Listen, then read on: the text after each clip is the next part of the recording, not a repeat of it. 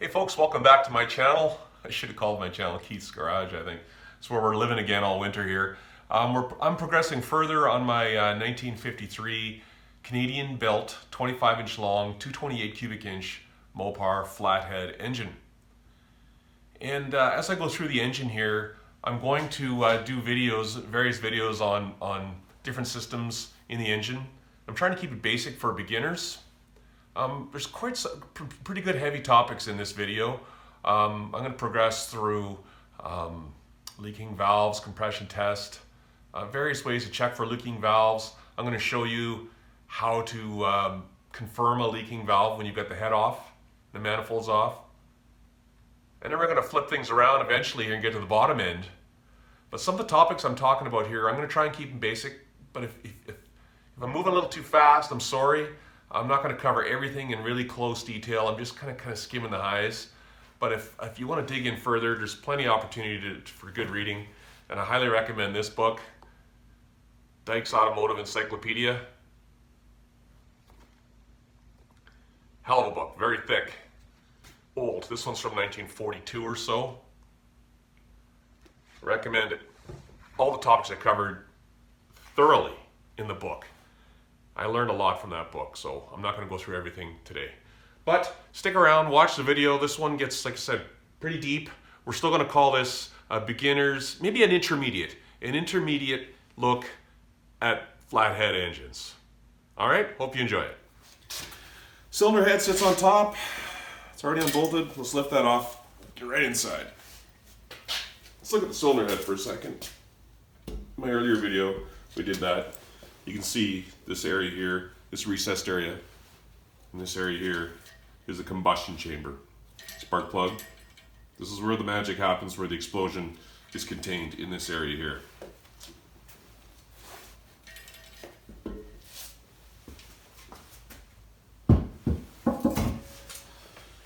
So this area, each cylinder and combustion area is sealed. It needs to be sealed everywhere. We've got a head gasket that sits on here. This would be our head gasket. Looks like this. Cylinder head goes on top of here. It's bolted down and squishes the gasket, and it seals the head on top of the engine block here. And our combustion chambers are sealed. So that's one way to seal part of the combustion chamber for the head gasket. The other way we need to seal it is at the valve surfaces. Every cylinder has an intake and exhaust valve, and those open and close at the right time when you need to get air fuel, gasoline and air into the cylinder, or when we need to get spent exhaust gases out of the cylinder. The valves open at the correct time. But what we're focusing on here is sealing of these valves. There is no rubber seal. There's no any type of seal here other than we got a machined metal to metal contact area. The valve comes down, it's machined to match the seat that it sits in. It's called a valve seat. The surface of the valve comes down and springs hold it tight and squeeze it in to the machined area to make a sealed space here. Sealed connection between the valve seat and the valve. The other thing we have sealing is piston rings. On each piston, there's piston rings on there. I have an example of that. It's an old spare piston ring I happen to have here, piston.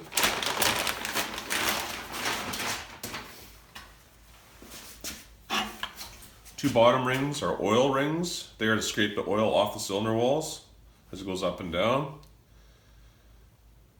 Top two rings on this this is a 4-ring piston. Top two rings are compression rings. This is old, it's been rusty, it's got a chunk missing out of it. It went through a parts washer, and this is corrosion. I found pieces of the piston ring were broken, the top ring here, that happens. This is an example of piston rings that seal the combustion chamber. So we've got really 4 things to seal this. We got a head gasket, that's 1. We got an intake valve that seals 2. An exhaust valve that seals is 3. And piston rings that seal is 4. So when we have an explosion, inside the cylinder, everything needs to be sealed properly. If it's not sealed, we lose power. The explosion forces the piston down. It's controlled in this tight area here. We can't have it leaking. So this compression that we've made, when the piston travels up, here's an example. Here's the piston down, right? This is the volume of the cylinder here. When the piston's all the way at the bottom, I'm gonna stick my hand down there. That's as low as it goes. So we got 7-to-1 compression in this particular engine. It compresses the air fuel mixture that's down here in the cylinder 7 times and squeezes it up inside the cylinder head. So as the piston comes up here in the center, it's squishing it up. We get an explosion happen exactly the right time. The air fuel mixture explodes. Then it's going to force the cylinder down. Every single one of these does the exact same thing all at the different times. 1, 5, 3, 6, 2, 4. 1, 5, 3, 6. That's the firing order. Every one of these pistons does the exact things in the valves does all at the proper times. So we get this explosion happen in the cylinder. We cannot have the explosion leak through valve area or past the piston rings. If it does, we get low power. We don't get good horsepower out to the crank and out to the back wheels. So we've got to look at valves, valve surfaces. That's kind of one of the things I'm going to get into in this video here is how to check for leaking valves. If these valves are not seated properly and seated nicely in their seats, combustion or air leaks past the valves and you get poor engine performance. So we're going to get into that. We'll take the intake and exhaust manifold right off and we can look at the valve seats. I'll show you how to look for leaking valves. Maybe we should talk about a 4-stroke engine, why it's called a 4-stroke engine. Just the piston going down. It's at the bottom. As every time it goes down, that's 1 stroke. It comes back up, that's another stroke. It goes back down, another stroke, and it comes back up. It takes 4 strokes to complete the combustion cycle. So let's start with engine on top dead center on the intake stroke. As soon as I start to turn this piston, drive it down, you're going to watch, this is the intake valve. It's going to open. This is stroke 1. Piston's going down. Intake valve is open. So this is all sealed off with the cylinder head. Now it is sucking air fuel from the carburetor in through the intake manifold, in this valve, sucking it into the engine. The valve closes right at the right time. The piston's just at bottom dead center now. Now it's coming back up. This is stroke number 2. With the cylinder head mounted here, the piston's coming up. It is now compressed. The air fuel mixture as tight as it can. Precisely at the right time, the spark plug ignites. This explodes, drives the piston down. This is stroke number 3. So as we get to the bottom, stroke number 3, that valve just opened. That's the exhaust valve. Watch it, there it goes, opens. Now the piston's coming up.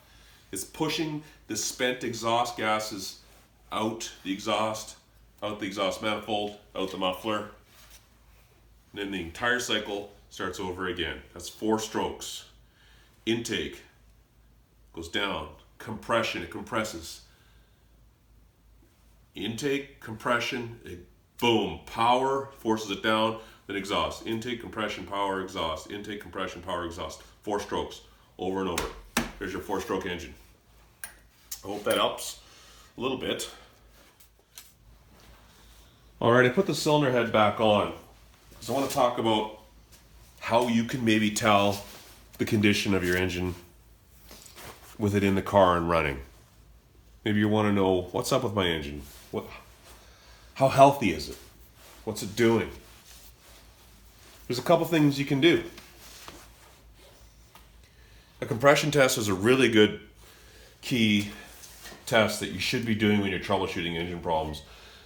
It really can eliminate a lot of problems if you can know what your compression is doing. Your engine's got to make good compression to run properly. You want good even compression if possible across all 6 cylinders. So the proper way to do a compression test, let me get my compression gauge. All right, it took me a minute, but I found it. This is my compression gauge. It's made by K&D Tools. Not crazy expensive. There's better quality, but this one does the job well for me. This is a really good step, understanding and troubleshooting and trying to figure out what might be wrong with your engine. Take out all 6 spark plugs and, well, blow them out. I highly recommend you take compressed air and blow out these surfaces in around the spark plug first before you take the plug out, because this is a dished area and it can hold little pebbles, rocks. Maybe somebody dropped an old screw in there. As soon as you take a spark plug out, it's going into your engine. That's bad news. You don't want dirt in your engine. Blow compressed air around all the spark plugs. Take all 6 spark plugs out. Take your compression gauge here, and it's threaded on the end. This has got an adapter on it. You thread it into a spark plug hole. You have a fully charged battery. Helps if you have a friend to help you with this. You get better results. You have him in the car, floor the throttle, hold the throttle wide open, crank the engine over, and watch the gauge. It should be climbing up to around 100 to 120 or so. Brand new engine's probably 120 at sea level. I don't know if I'll ever get to 120 up here at this elevation where I'm at. You're basically measuring how much pressure you can build inside that cylinder. You're going to compress that air, 7-to-1 compression ratio, and try and get up to 100 psi or so.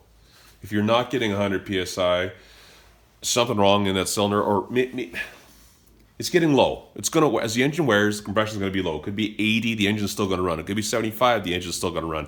But you're not going to make as much horsepower. What you're really looking for is a difference of more than 10% across any of your cylinders. So if you've got like 100, 95, 93, 100, 90, 100, you're probably okay. But you start to see more than 10% difference, you've got a problem. So that would be a dry compression test. Hold that throttle wide open, crank that engine over, spin it a bunch of times till the gauge stops climbing, and you're going to see it hit the maximum compression in that cylinder. That's going to tell you a lot about the condition of your engine. Then you're going to do the test again, but this time you're going to do a wet test. And what you're doing is you're getting a little bit of oil down, and you're going to put oil in around the piston, on the top of the piston. Maybe a teaspoon of engine oil. You got to get it in around the piston rings, and you're going to try, the oil's going to help seal the piston rings. Then you're going to take the compression test again. And that's called a wet test. If you're, let's just say you did a dry compression test and you come up at 80 psi. You're like, oh boy, that's not great, or 70 psi, not good. You put oil in the cylinder through the spark plug hole here and test it again. Screw your gauge in and test. If the compression all of a sudden jumps up from 70, it goes to 90, well, there's a very good chance that you know that your piston rings are worn out because the engine oil sealed around the piston rings. As piston rings wear, they lose their ability to seal properly. Now you put some oil in around that ring area there, and it starts sealing well again because of the oil. Well, if your compression just rose a bunch because you put oil in there, you know you got worn piston rings. Now, if you put oil in there and the compression test does not change, it stays the same, and the compression does not climb, then there's a very good chance that your valve seats are not sealing. So if your valve seats aren't sealing, you're going to have low compression in your cylinder. It could be an exhaust valve, it could be an intake valve. If that's not sealing right, you're going to be losing power. Your engine performance is going to suck. There's a couple different ways you can check for where maybe the engine leaks might be in your combustion chamber area here without having to pull your engine. There's a couple different things you can do. This is a vacuum gauge. Works really well. Over here on the side of my intake manifold in this area, I happen to have a port here, and you can adapt the hose and put it in there, and it reads vacuum. And a healthy engine is going to make a certain amount of vacuum. It'll be down, this gauge will turn this way in vacuum, and it'll suck over here in the green area. A good healthy engine is going to maintain vacuum over in this area when it's running. If the engine has some bad sealing in the valves, intake or exhaust valve, this gauge is going to flutter and move a lot. It's going to jump. Because vacuum keeps changing. The valve isn't sealing. When it tries to compress, it changes from vacuum to compression, and the gauge starts going this way. So it's going to start swinging real bad. That's one indication. That's one way you can tell if you might have a leaky valve. Now this gauge comes with a good set of instructions. You can just check them out online. This one happens to be made by Mighty Vac. I enjoy this gauge. It works well. I can also use it as a fuel pressure pump testing gauge here. It reads pressure this way, vacuum this way. A good tool, worth having. Oh, it's also awesome for setting up the air-fuel idle mixture screw on your carburetor. You basically hook it up to your manifold while you adjust your air-fuel mixture, and you can dial it with this gauge. The other thing, what I've heard people do, so we did a compression test, wet and dry. That's one way we could find out if valve seals are leaking. We could use a vacuum gauge. We can look at flutter on the vacuum gauge. That's going to tell us if we probably have some leaking valve surfaces. The other thing I've heard of people doing, I've never done this, is with the cylinder head on, they make an adapter and they put compressed air into the cylinder. You get the cylinder, the piston up at top dead center, so everything is sealed, your valves are closed, and you put compressed air in there. Then if there's a leaking valve, you may go stick your ear down at the exhaust, out the muffler, and listen. If you hear compressed air coming out the muffler, that's a good indication the exhaust valve is not sealing. You might want to put your ear to the carburetor, open up the valve, and have a listen. If you hear compressed air hissing out of there, good chance the intake manifold's or intake valve may be leaking. The other thing you can do is if your rings are completely shot and you get compression and compressed air going past the piston rings, is you can listen down in the bottom of the crankcase. Well, how do you do that? Well, you take this is the oil fill tube right here. Take the cap off, you dump your engine oil in.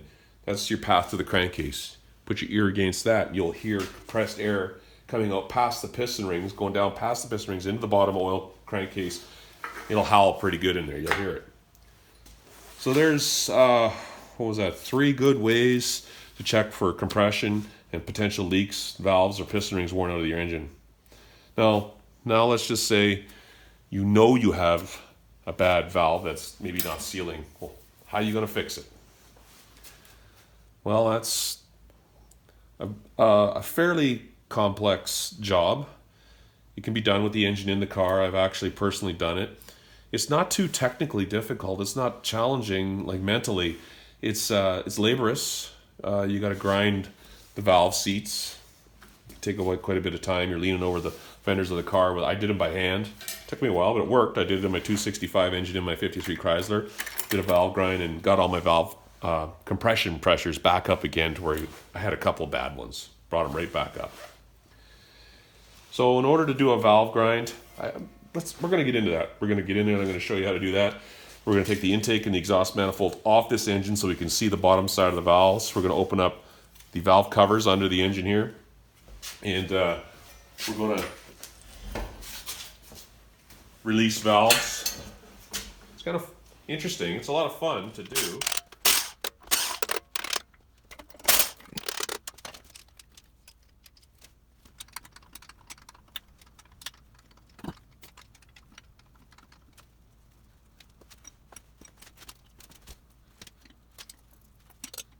So after a couple of taps with the hammer, I realized this shouldn't be this hard to get off.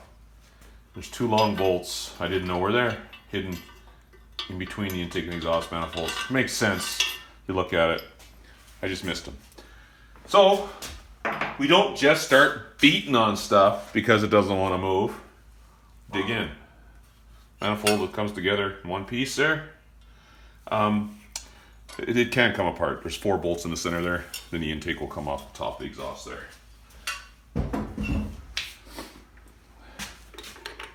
Already loosened the valve covers. Hard to believe, but yes, these come off. And you get these off while the car is in the vehicle and the engine is running. You can adjust your valves. I did that in an earlier video. I've been running modern detergent oil now for a whole season. One summer of driving. It looks pretty good. There's no sludge. I cleaned all the sludge out, and the modern detergent oil helps break down what's left in there. I cleaned everything out as best as I could. So now we've exposed the bottom side of the valves here. This is where we can start looking at valve wear. Oh yeah, I see some already. I'm gonna try and show you guys how I look for leaking valves. So you really should have your piston at top dead center. It's going to be at the very top deck, but you want it on the compression stroke, meaning both valves are fully sealed. When you're at the top dead center of intake stroke, you may have some valve overlap between intake and exhaust, and one valve could be just slightly opened a bit. So try and get it on top dead center of the compression stroke. An easy way to do that is to get it up top of the deck and then come down to the bottom side of your valves here and just feel for valve lash. You can actually feel it on both intake and exhaust valve. I can move the tappet, the amount of the valve lash. So then you can use either some kerosene or gasoline or some solvent, or I got some solvent here. I've made sure my ports are clean and dry. That one's that is the exhaust port. It's dry and soot and carbon in there. The intake port's a little bit damp in there. I tried cleaning it up a bit with paper towel. Okay, so those ports are clean and dry at this point. We know we're top dead center. A good another. So next I'm going to do is I'm going to take some solvent. I'm going to drip it around the valve seating area here. Let it sit for a second. And if it's going to leak, it's going to drip down through. It's going to show up in the ports here or here. Exhaust port, intake port. So I'll get my solvent here. I'm going to use a little paintbrush and some solvent and push it on there. Okay, I just happen to have a brush. Not a crazy amount. You don't want to drip in everywhere. But if you put a little bit of, you can use kerosene, you can use diesel, you could use solvent that I'm using. Don't worry about this one over here. We haven't checked that one to see if it's at top dead center yet. These two right here. I'm trying to keep. You can maybe build a little pool, a little dam around there if you wanted to, at a Play-Doh or something. Keep the solvent around the valve seats. That should be enough probably. And we're going to go to the bottom side and look and see if there's any solvent dripping down the bottom. I can see it already actually. See it forming there? Can you see that? Let me get the camera closer. From what I can see, it's the exhaust valve again. My pool of solvent. Let me move the camera closer here. There, look. I've got solvent in the bottom, sitting right there. And that valve is closed. It should be sealed. It should not allow solvent to pass through. This is the intake side. Boy, that's hard for you guys to see. I'm sorry. Not as bad, but look at there's, I don't know if you can see, there's a little trail of solvent right there in the bottom of the port. It's dripping down the wall of the cylinder, of the block there, and settling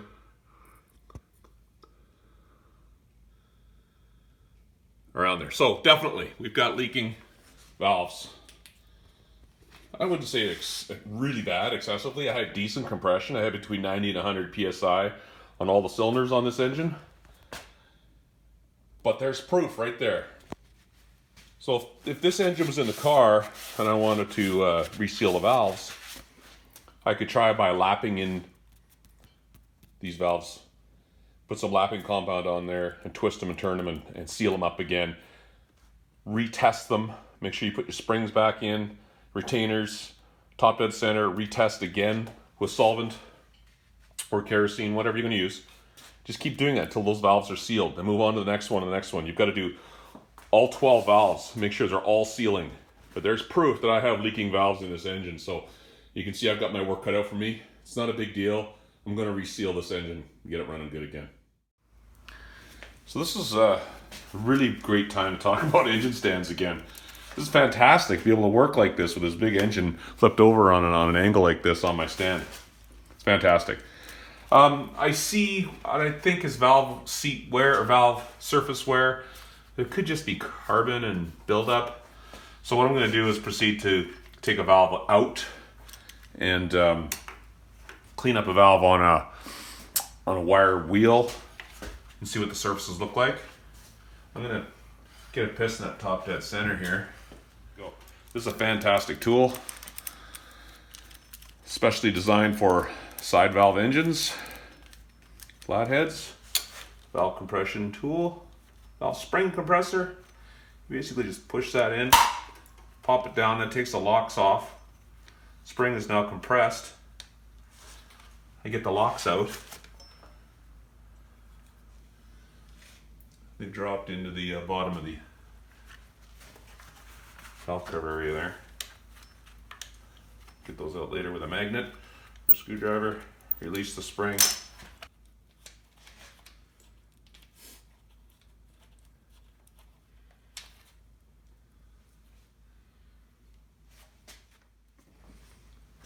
Alright, so managed to break the valve free. Had to pull on it, twist it a few times, just get some of the carbon buildup off of it, and now it slides in the bore very easily in a valve guide bore. So this will just slide right out once you get it broken free there. Just clean it up a little bit. You can spray some penetrating oil maybe down there too, that might help. And what I'm interested in looking at is the edge. See it in the light there. See if it's pitted or mushroomed. This is an exhaust valve. It looks pretty decent actually. I'm kind of surprised. I thought it'd be way worse. When I first opened it up and I had a look in there, it looked to me like it might be mushroomed slightly, but it's not. It's an exhaust valve and it's original, I'm gonna guess. It's got the Dodge Plymouth DeSoto Chrysler emblem on it. Another indication to me that this engine is mostly original.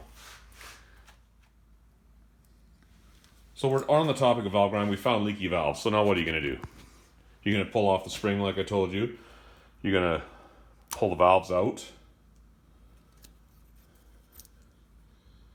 Clean them up. You can clean up this surface. You could try just lapping in the valve again after everything's clean and degreased. And what am I talking about? This stuff. Valve grinding compound. It's a special kind of paste with fine cutting stones in it. You put it around the surface of the valve area and maybe in the seat area here. And you grab one of these tools, you push this down. And when a clean valve's clean, this will suction on there and you spin it back and forth, and you're basically cutting in those two surfaces so they match. You're cutting them so they make a good seal. Don't put a high-speed drill on here and try and do it quicker. Just do it by hand. Spin it around. Keep spinning it. Two hands cupping it like trying to make a fire with a piece of wood in the bush. I can't put my phone down because I got one hand holding the phone here, but you're lapping that compound in. Then you're going to take it apart, clean it out, degrease it, where you're going to get all the lapping compound out of it. And you're going to look at the edge of the valve and see where it's polished. Look at the seat. You're looking for a lapping pattern there. You're going to see it's going to be a little brazed up, kind of a rough area from your lapping compound. And you're going to put the seals back in, put the spring back in and the keepers, lock that valve down, clean everything up. Then you're going to get your kerosene, you're going to test it again and see if it's leaking. If it's still leaking, you're just going to keep doing that until the valve seal surface is tight and makes a good solid seal. You got to seal that compression in the combustion chamber. You're going to do that with every single valve. This is not a one-day project, probably, if you're doing it by hand like I did. I did it over a period of a week. I just came out and got the tools out, leaned over the fenders of the car and did it by hand. You know, while we're talking about valve grinding, I might as well show you my tool. I found it on eBay. Vintage valve grinding tool here. Abrasive type for reseating. You get two angles there for different engines, 45 degree. And you come with these abrasive pads. And you put this on the end of your speed wrench, and there's a guide for putting it down the pilot hole. And there's two different angles there, depending on what car you got. It tells you this is I don't know, what can I tell you? If you want to go try and find one, this worked really well for me. It says abrasive type seal for hard and soft valve seats. Instructions, talks about what it contains. Ford, Chrysler, Plymouth, a 45 degree and a 30 degree cutter. Just doesn't seem to want to work on, can also be used on cast iron seats in other cars or trucks, including General Motors, except Chevrolet. Can't tell you why. Never owned a Chevrolet. Will reseat Stellite valve seats. Yes, it does. Boy, it's a lot of work. It'll do it. So you basically drive one of these onto the end. You put it down in the valve bore, valve guide, and you turn it by hand with a speed wrench. You're cutting that valve seating area. Kind of sits like that, and you're spinning it, and you're cutting the valve seat, and then you're polishing it, and you're lapping it in. Everything looks good. We're not going to go through the entire process today. Maybe later on another video. So there you go. There's how you look for leaking valves when you get your engine out or in the car. Little trick for that. Yeah, let's say goodnight here, end the video here, and say thank you for watching, and we'll carry on with more soon. Have a good one.